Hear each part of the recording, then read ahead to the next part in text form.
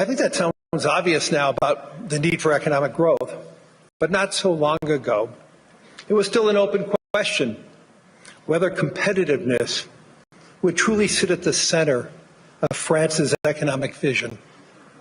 I think that question has been answered, and President Emmanuel Macron has been the key man driving that shift and answering that question.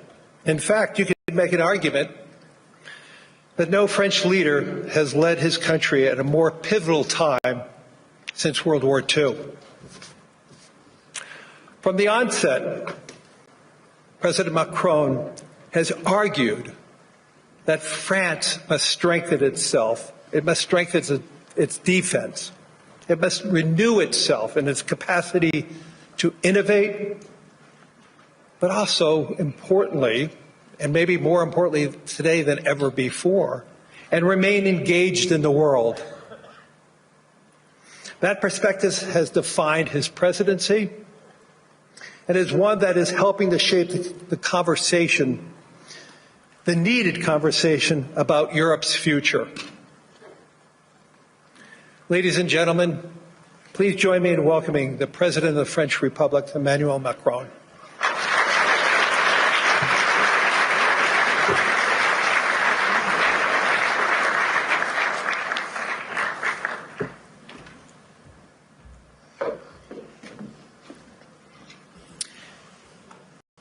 Thank you very much, Larry, for your words. Your Majesties, distinguished heads of state and governments, President Lagarde, ministers, ambassadors, business leaders, ladies and gentlemen. I'm extremely happy to be here, and it's great to be here, as the Financial Times would say. And it's a time of peace, stability, and predictability. So let's try to address the key challenge of this world in a few minutes' time. But it's clear that we are reaching a time of instability, of imbalances, both from the security and defense point of view and the economic point of view. Look at the situation where we are. I mean, a shift towards autocracy against democracy, more violence, more than 60 wars in 2024, an absolute record, even if I understood a few of them were fixed. And conflict has become normalized, hybrid, expanding into new domains, space, digital, information, cyber, trade, and so on. It's as well a shift towards a world without rules, where international law is trampled underfoot, and where the only law that seems to matter is that of the strongest, and imperial ambitions are resurfacing. Obviously, the Russian war of aggression against Ukraine, which will enter into its 4th year next month, and conflicts continue in the Middle East and across Africa. This is as well a shift toward a world without effective collective governance, and where multilateralism is weakened by powers that obstruct it or turn away from it, and rules are undermined. And I can multiply the examples of international bodies weakened or left by the key economies. And when we look at the situation, it's clearly a very concerning time, because we are killing the structure where we can fix the situation and the common challenges we have. Without collective governance, cooperation gives way to relentless competition. Competition from the United States of America through trade agreements that undermine our export interests, demand maximum concessions, and openly aim to weaken and subordinate Europe, combined with an endless accumulation of new tariffs that are fundamentally unacceptable, even more so when they are used as leverage against territorial sovereignty. And competition from China, where massive excess capacities or distortive practices threaten to overwhelm entire industrial and commercial sectors. Export control has become more dangerous new tools, destabilizing global trade and the international system. And the answer, in order to fix this issue, is more cooperation and building new approaches. And it's clearly building more economic sovereignty and strategic autonomy, especially for the Europeans, which is for me the core answer. In this context, I want to exclude two approaches. The first approach would be to, I would say, to passively accept the law of the strongest, leading to vassalization and bloc politics. I think accepting a sort of new colonial approach doesn't make sense. And all the head of state and government and business leaders, which would be too complacent with such an approach, will take a huge responsibility. The second will be to adopt a purely moral posture, limiting ourselves to commentary. That path would condemn us to marginalization and powerlessness. Faced with the brutalization of the world, France and Europe must defend an effective multilateralism because it serves our interests and those of all who refuse to submit to the rule of force. And for me, the two answers are, on one side, more sovereignty and more autonomy for the Europeans. On the other side, an efficient multilateralism to deliver results through cooperation. Obviously, France and Europe are attached to national sovereignty and independence, to the United Nations and to its Charter. And it's not an old-fashioned way to live multilateralism. It's just not to totally forget what we learned from the Second World War and remain committed to cooperation. And this is also because of those principles that we have decided to join the mutual exercise in Greenland without threatening anyone, but just supporting an ally and another European country, Denmark. Facing this order and this new situation, this year France holds the G7 presidency with a clear ambition to restore the G7 as a forum for frank dialogue among major economies and for collective and cooperative solutions. Trade wars, protectionist escalation, races towards overproduction will only produce losers.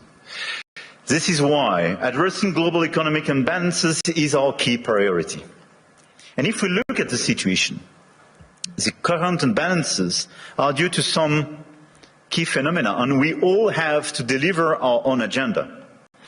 This includes American overconsumption, Chinese underconsumption and overinvestment, and European underinvestment and lack of competitiveness. And these imbalances are also reflected in development gaps, by the way, and we can no longer settle for aid that neither delivers sufficient result nor enables countries to escape poverty. So our objective through the G7 is to demonstrate that the world's major powers are still capable of reaching a shared diagnosis of the global economy and committing to concrete actions. Cooperating is not about blaming others. It is about assuming one's share of responsibility and contributing to solutions. So the objective of this G7 will be to build this framework of cooperation in order to fix the roots of these imbalances and restore efficient convergence and cooperation through multilateral frameworks. And the other objective is as well to build bridges and more cooperations with the emerging countries, the BRICS and the G20, because the fragmentation of this world would not make sense. Here, this point is for, I would say, the global agenda and how our G7 agenda. On the other side, we have the European answer. And for me, Europe clearly has to fix its key issues: the lack of growth, the lack of GDP per capita growth, and the three pillars of our strategy in order to deliver more sovereignty, more efficiency and more growth would be based on protection, simplification and investment. Because the diagnosis is well known, European competitiveness still lags behind that of the US, and in the current global order, facing precisely the Chinese approach, we have to react. So first, protection. Protection doesn't mean protectionism. But today's Europeans are too naive. This is the unique market open to everybody without checking level playing field. Nobody can access the Chinese market as people are accessing the European market for sure. But even if you take the US and a lot of other countries, the level of protection does exist for investment and trade. And the Europeans are the only one not to protect their own companies and their own markets when the other countries doesn't respect level playing field. This is why we have to be much more realistic if we want to protect our chemical industry, our industry, from the automotive sectors to a lot of others, because they are being literally killed by the lack of respect of a normal framework and level playing field. Europe has very strong tools now, and we have to use them when we are not respected and when the rules of the game are not respected, by the way. The anti-coercion mechanism is a powerful instrument, and we should not hesitate to deploy it in today's tough environment. We must also advance the principle of European preference. There is a North American preference in your market. There is no European preference today. We are progressively creating it, and in the latest documents and decisions taken by the decisions, we do have the first examples of that, but this is extremely good. And we are currently aligning closely with Germany to deliver an ambitious and simple framework.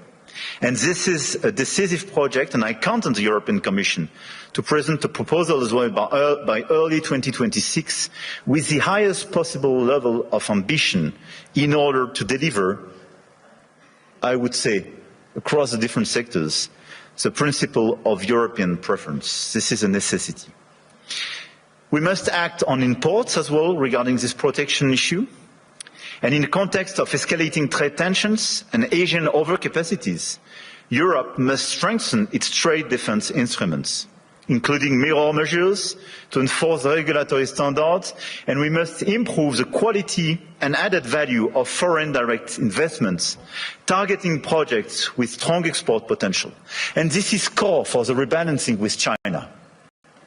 China is welcome, but what we need is more Chinese foreign direct investment in Europe in some key sectors to contribute to our growth, to transfer some technologies, and not just to export towards Europe some devices or products which sometimes don't have the same standards or are much more subsidized as the one being produced in Europe. It's not being protectionist, it's just restoring this level playing field and protecting our industry. So from safeguard clauses to mirror clauses to European preferences and incentives for more FDIs, this strategy is absolutely key. And in parallel, protecting our economies will also require a resilient strategy on both import and export to de-risk supply chains, particularly for raw materials, rare earths, semiconductors, chips, and to diversify our trade partners. The second pillar of the European economy and the European strategy should be simplification. And when I speak about simplification, we started with CSRD, CSDDD, and we have to do much more on different sectors, and we did it during the past few weeks on automotive, and we have to do it on chemical, digital, AI, banking, and so on. And the core of this simplification is sometimes to get rid of some recent regulations when they desynchronize in a certain way the European Union in comparison with the rest of the world. But we have as well to accelerate the deepening of the single market. On all these sectors, the 450 million inhabitants and consumers market should be the domestic market of all the EU companies. It's not yet the case as long as you have complexities. In doing so, we must ensure respect, technological neutrality and non-discrimination within the European Union. This is another pillar, another point of simplification. Neutral approach in terms of technology and non-discrimination. We discriminate during such a long time between the different sources of energies. It's counterproductive for the Europeans themselves. Companies have a role to play, and we must act, and you must act.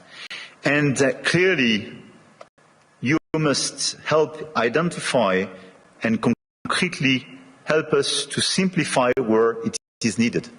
But for me, this agenda of simplification is not a matter of discussion, but just implementation, speed and scale. The third pillar of the European strategy for more competitiveness and more autonomy is based on investment and innovation. We have to invest much more. If there is a GDP per capita so different between the US and Europe, 65% to 70% of the explanation is due to the difference in terms of innovation. And the US was much more innovative because of public and private investment. So in our budget for the months to come, because we will negotiate during the years, this year in Europe, we have to invest much more money in the critical sectors where the innovation will be made. AI, quantum, green tech, but as well defense and security. The size of our common budget is not the right one. We have to invest much more money in order to be much more credible and accelerate this innovation agenda. But at the same time, if you look at the situation, we don't have sufficient private investment, and this is one of the main differences. We do have the savings as the Europeans, much more than the US, by the way. But this saving is overinvested in bonds and sometimes in equities, but outside Europe. So this is why the top priority should be securitization program. It is prepared, we have to accelerate the implementation. And second, capital market union. Precisely in order to have more integration and simplification, but to have an efficient capital market union in order to invest much more money and use our savings to be invested on innovation and equity in Europe. This agenda for me is our top priority, both the global and the European one. And it is to be implemented in the months to come, because everything is about acceleration. And France is committed to deliver this agenda. We work very closely with our key partner. And at the same time, our objective for France is to stabilize our results and our macro approach, and to remain the highly attractive country we are. We've been the most attractive country of Europe during the past 6 years, and to consolidate our deep structural reforms and our key advantage. And on top of the business framework we have, I want here to insist on the fact that we have a competitive, stable, low-carbon electricity supply. We exported last year 90 terawatt-hours of electricity, and a low-carbon one, based on our nuclear model. We have world-class innovation and research capabilities, and we will improve them. And we have one of the most vivid and active ecosystem in AI, quantum computing, energy transition, etc., and a lot of the startups and unicorns and large caps of these sectors are with me in my delegation today. And on top of that, let me insist, and I will stop here, on the fact that we have a high-quality infrastructure and large market with strong purchasing power.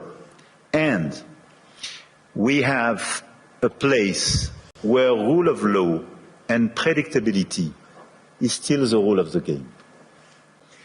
And my guess is that it is largely underpriced by the market. And beyond what you can do in terms of investment, what you can do in terms of strong ambitions, having a place like Europe, which sometimes is too slow, for sure, and needs to be reformed, for sure, but which is predictable, loyal, and where you know that the rule of the game is just the rule of law, it's a good place. And I think this is a good place for today and for tomorrow. So we will be committed during 2026 to try to deliver this global agenda in order to fix global imbalances through more cooperations. And we will do our best in order to have a stronger Europe, much stronger, and more autonomous, based on the pillars I just mentioned, and based as well, and we can revert in the dialogue, but on more investment and commitments on defense and security, because we have to invest much more and invest much more. Because we do believe, and here in the epicenter of this continent, we do believe that we need more growth, we need more stability in this world, but we do prefer respect to bullies, we do prefer science to plotism, and we do prefer rule of law to brutality. You're welcome in Europe, and you are more than welcome to France.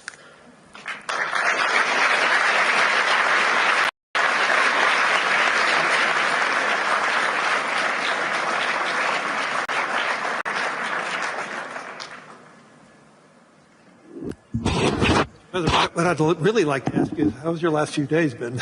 But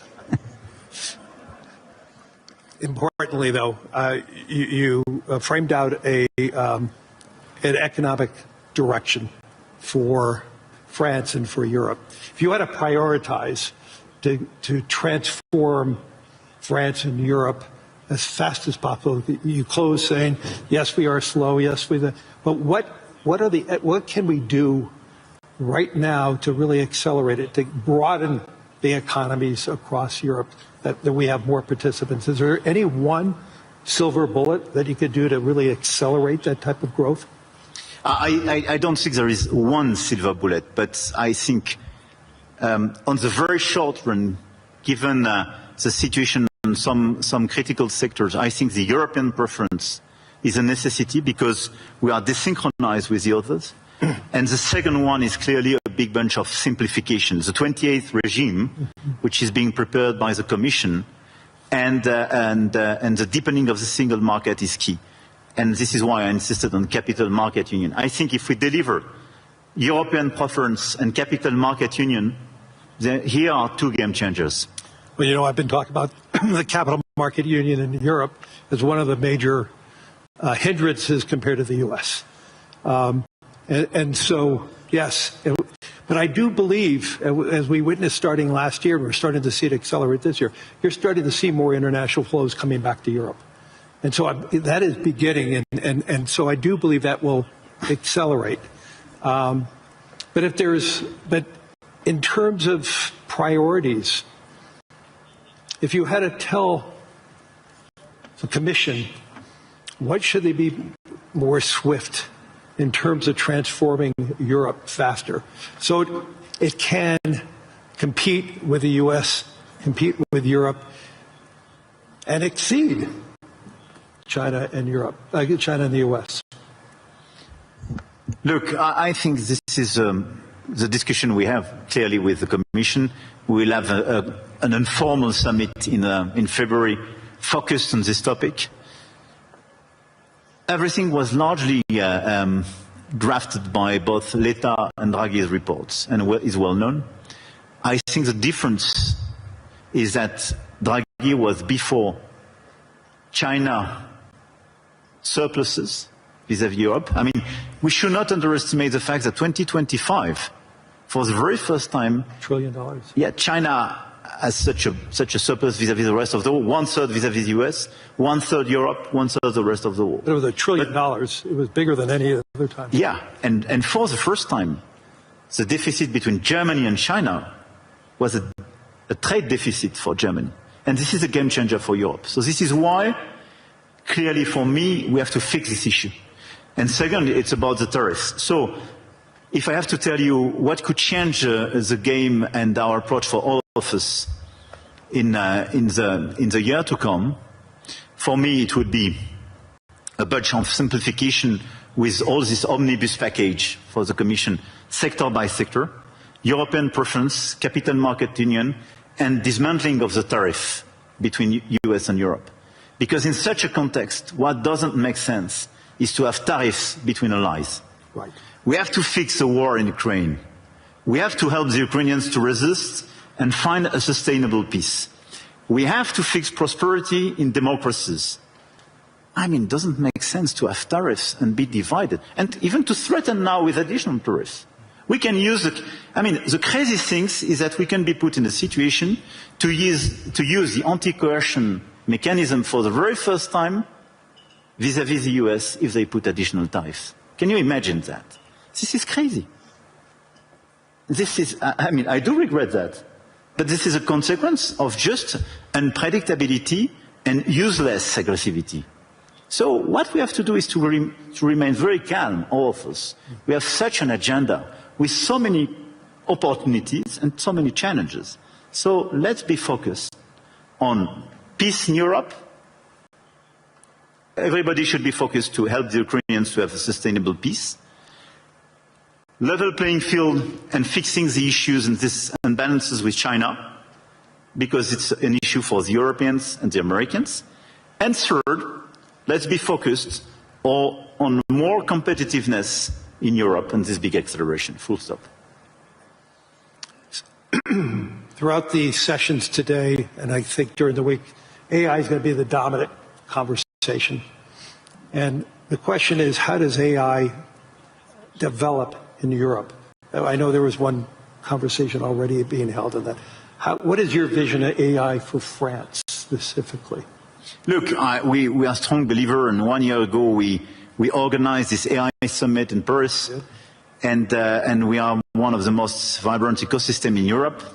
We're really not in a recession, so 6.9%, calendar year 2025, 5.4%. I have called for getting that number down to 3% by the end of President Trump's term, and I think we're on the way. So you've been using that tariff money to pay down the deficit then? It feeds into the general account, and it's been a big part of it. And again, last year, the U.S. 10-year bond was down about 40 basis points. I believe France was up about 40 or 50. Germany was up 50 or 60. U.S. bond market had its best performing year since 2020. And again, back to your point that after liberation,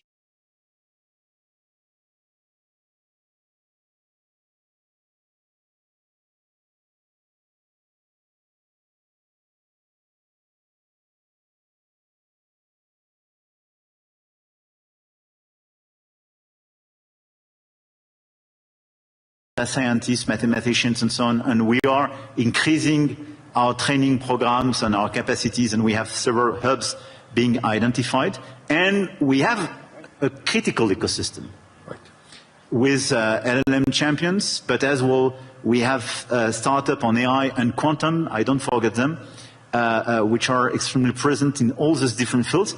One of the best evidence of the attractiveness and this vibrant ecosystem is that Jan LeCun when he decided to leave Meta and set up his own company, established it in France a few weeks ago, which is for me a good evidence. Big win.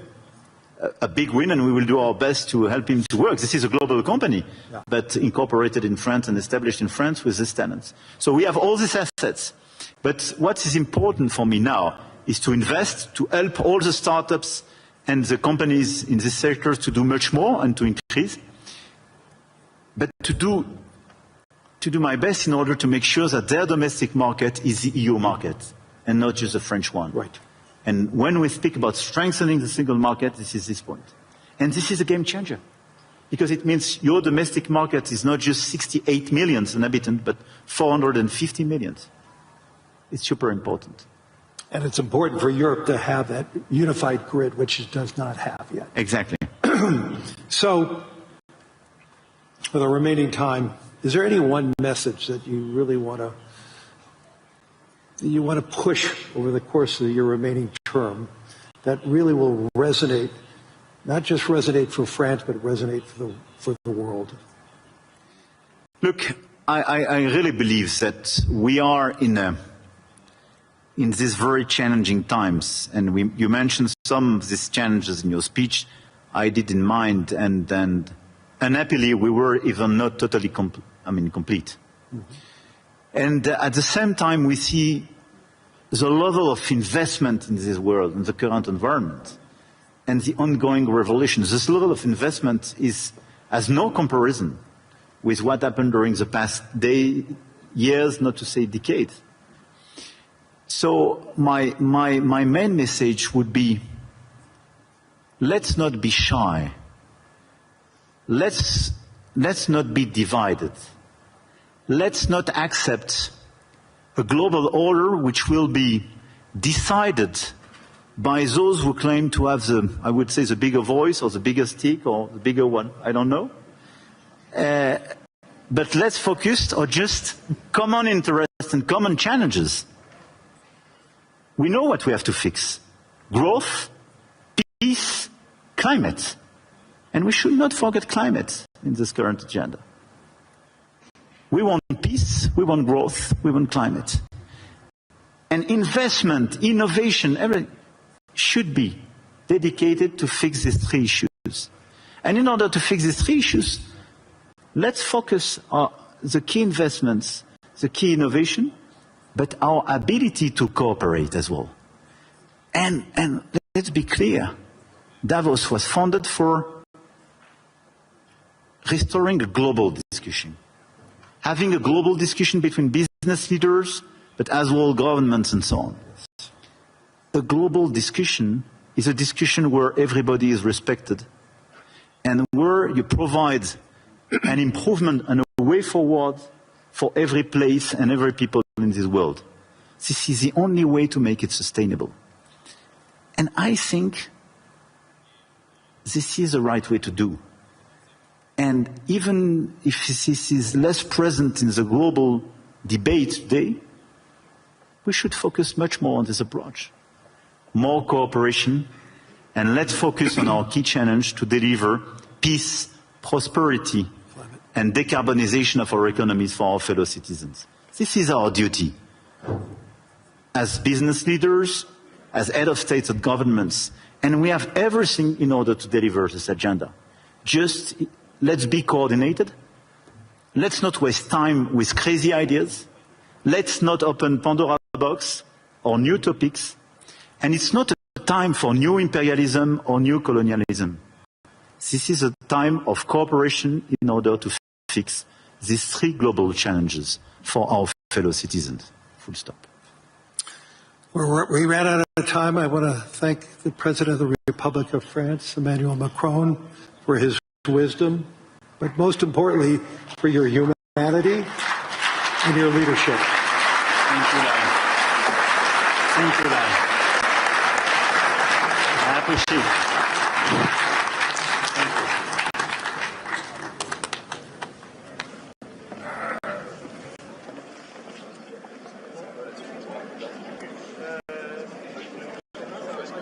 Ciao.